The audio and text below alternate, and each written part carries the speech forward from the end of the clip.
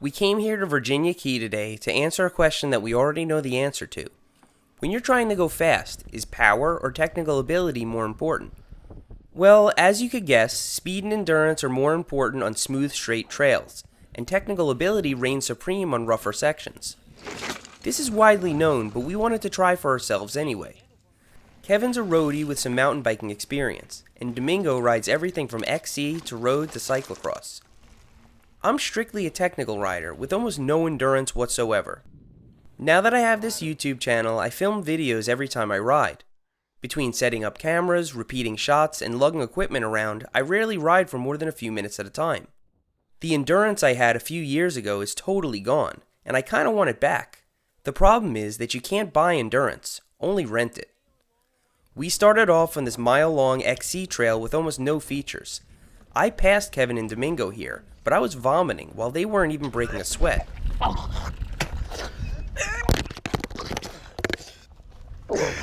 Once I stopped vomiting, we went to this very short section called Highway to Hell. It has a lot of turns and a few features that would stop a roadie dead in their tracks. Now keep in mind, we're not even clipped in and Kevin is borrowing one of my very small bikes. So take this experiment for what it's worth. This is Highway to Hell. It's really short trail with some varied stuff. It's probably like, I don't know, what would you say, a minute and 20 seconds you can get through it? We're about to find out. We're about to find out. So anyway, as we discovered on the last trail, Domingo is a pretty good all-around rider. Kevin's really, really fast.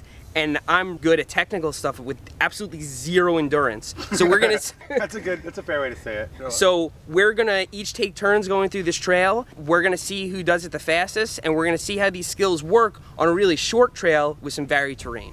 Domingo went first. He's never ridden this section before, so it was no surprise that his time improved as he repeated his run, ending with a respectable minute and 30 seconds. Kevin ended up being a beast, eventually besting Domingo's time by 8 seconds at a minute and 22. Although Kevin doesn't mountain bike often, he has some BMX experience and rides brazenly.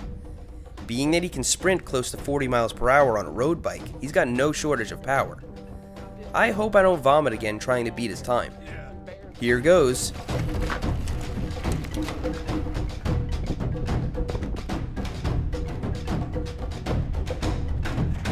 I blew through the turns and made quick work of all the trail features, but it took everything I had. It was worth the effort though, as I beat Kevin's time on my first shot with a minute and 20 seconds. On my hardtail, I got down to a minute and 17. So it seems a skilled rider can outclass someone much stronger when the terrain gets rough. But what will happen on a longer trail with more varied terrain? We headed over to War Pigs to find out. For someone coming straight from road biking, War Pigs would be pretty scary. But for an experienced trail rider, it's a blast. Just some jumps, staircases, and steep features, all packed into a really fun switchback. Domingo got a respectable minute and 56 seconds, ringing the bell with energy to spare. I started off strong, but the longer flat sections really took their toll, as I basically limped through them to recover my energy. I bested Domingo's time by a mere 4 seconds. In the end, it was Kevin's brazen speed and endurance that prevailed, with a minute and 50 seconds. It's fair to assume that he crushed my times in the flat areas that I limped through.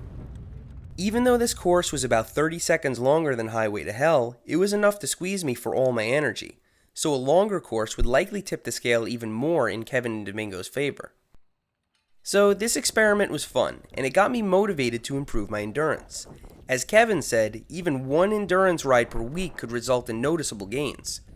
I'd like to try a slightly longer trail with plenty of variation and see how I fare against these guys, clipped in and geared up properly. I might have my work cut out for me.